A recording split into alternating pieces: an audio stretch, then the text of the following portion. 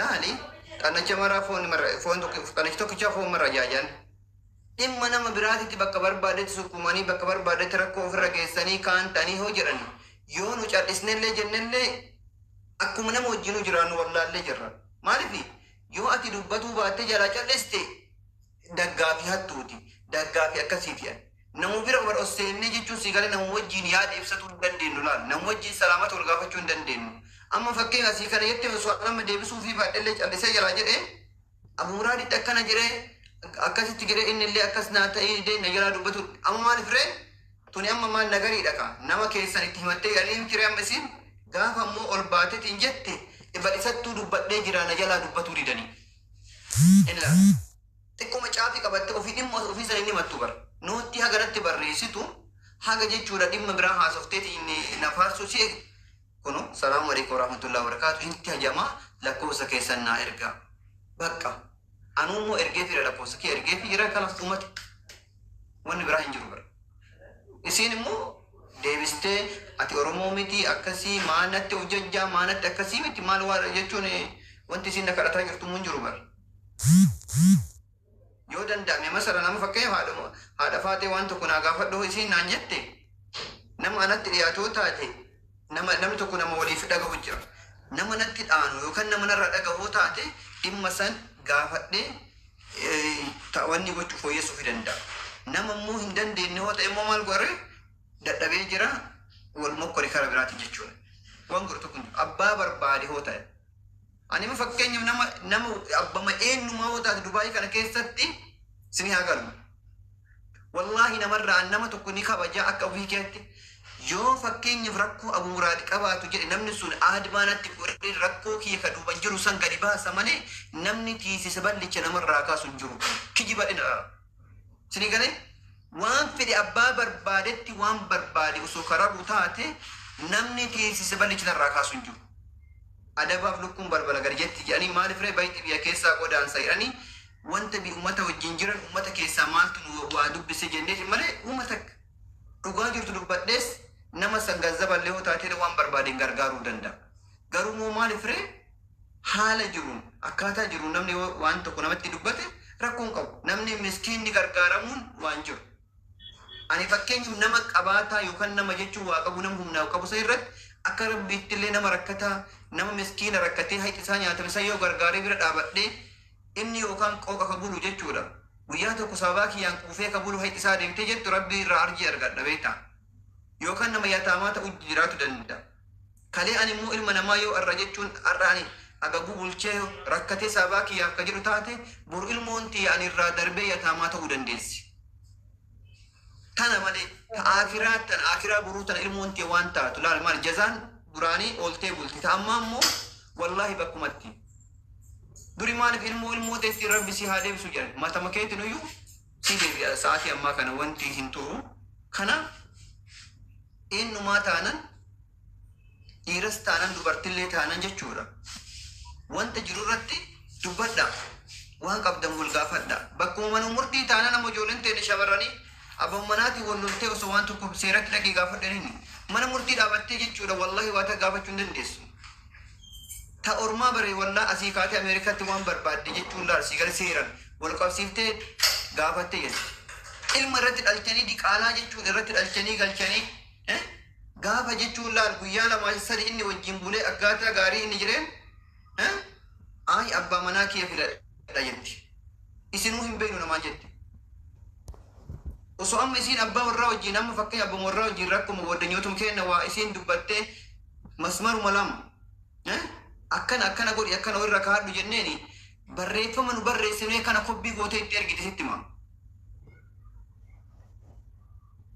Maaliif ree wallaahi yeroo ammaa kana namaaf tola yoo ooltellee rakkisaadha yoo dhiistes rakkisaadha. Kana dirasiidha ijoolleen teenya ta Oromoo ta Muslimaa shamarran keessattuu waan akkana kana jira. Amma asiin fakkeenya birri tokko osoo si bira kaa'atteetiin ol kaa'attee bor jette duubana achi garagaltee isa bira kaa'e ilaal. Siin maal jetti beektan an himini waan akkanaa kana guyyaa kana si naa taa'u. Isaan immoo abbaa warraatti si gadhee beruun bira akkana qaba akkasii jetti duuba kana kana ergiti. Gaasa warsi waraansifti moo waraansifu. Namni kana fa'a rakkatees wallahi rakkatee nyaatamtee akkas taatee maali taatee jiran bakka kanan bahini nama kana bira hin dhaqin ijaazaa nama kana bira hin dhaqin iddoon kun isiin ta'uu hin dhaqin as taa'ee yoo jiran hay maal mana hidhanna seensiftanii mana akkasii jette gaafa waa harkaa qabdu mana xalabaati baatu diraama 4,000 tana bichaa of harkatti ilaaltes gurdii irrana xorrattee fiiti gaafa tana kiraa kafalatu dhabde immoo laali ummata oromoo sagalee naa ta'a tawaggaa 2 har'aa nyaatamti tawaggaa 3 har'aa nyaatamti kanaaf adirasii dubbatti namni dhugaa dubbatu ulmaayyuu hin ta'u shamarran teenna dhugaa namni dubbatu nama isii wajjin amma fakkeenyaaf osoo akka biyyaan shan ciibsine shan baafne wallahi qaata haftaamii taane tajalaa rabbiin nu gubaa miti ree nama kumaatama makiinaa nu biteetin wardaa wajjin baretti nu simatan nu mee gizee biyyarraa galtu agartee adhafaate biyyarraa gallee deebine namni nu simate jira hin jiru silfiidhaan fakkeenyaaf silfiidhaan nama 30 dhiirri asiin 15 dubartiin asiin 15 mangistiinuu akkatti wanti hin jiru laal kun immoo maaliif ree karaa jalaatiin jechuun dhimma dalagaatiif yoo natti dhufte dhimma dalagaa san bichaa si keessummeessaan namni tokko fakkeenyaa fi mansuulummaa namarraa fudhate jechuun ati haadha faatee fakkeenyaaf sarraatanyaan si bira hojjettu tokko barsiif ilmoo teeti rabbi qabeenya sii kennee isii hojjechiifta malee ilmoo keeti ilmi dhiiras akkasuma ijoolleen takka haadhaaf abbaa ofiitirraa abbaan manaa isii amanee sitti yoo ergeerra amaanaan sun jechuudha ni jabaatti si biratti jechuun wanta yeroo tokko yoo laalu ebeluun sun akkana ta'a akkatti rakkoo irra gahee maalii ta'ee kabajaa ofii ofirratti qabanii yoo jiraatan namni tokkichi ilmi dhiiraa biyya kaameraan jiru dhiisi namni tiisisa ballicha namarraa kaasu hin jiru siniif gala yoo sinii gale kanaaf kabajaa keessan ofirratti eeggadha maal jedhanii suufattes dabartii jedhanii laal kanuma keessa nu suufachiiftanii suufinchatanii maaliif arraba nu barsiistanii gaafa kaan immoo maaliif ree chaamba arraba nurratti laddaftan ofuma bar nama tuqanii jechuudha kanaaf yoo nama tuquu baateetiin namni jechuun laal nama tokkoof akkaatuma gubbarratti kanatti yoo keessan dhaqee namni haala jiruun itti dubbateetiin jedhe akkaatuma as gubbarra jiruun akkasuma natti dubbadha namni dhimma ilaal namni dhimma dalagaaf ta'e dhimma biraatiif ta'e namni na barbaadden haaluma asirra jiraadhuutti na wajjin koottaa ani uummatana wanna kanarra adda jiru hin jiru kalaas wannum as goo kabajaa as gubbarratti isinii qabaadhe karaa keessatti illee akkamtu kabajaa isinii qaba kanaa alatti wanni ilaal fakkaasanii gubbarratti muuxawwaa ta'anii jalatti jechuudha shakshaakii ta'anii hin jiru tiya dubbiin adiidha isinii galee asirratti ilaal jiru addunyaa kana gubbarratti maayyimii nama waan beeyin nama araadaa hin ta'in ta'ee jalatti jechuudha gubbarratti ilaal amma maal nama jechuun ilaal waan abbaan waan facaafate amata jedhan kayrii irra dalageetiin jedhe borummoo maaliif ree anaaf taati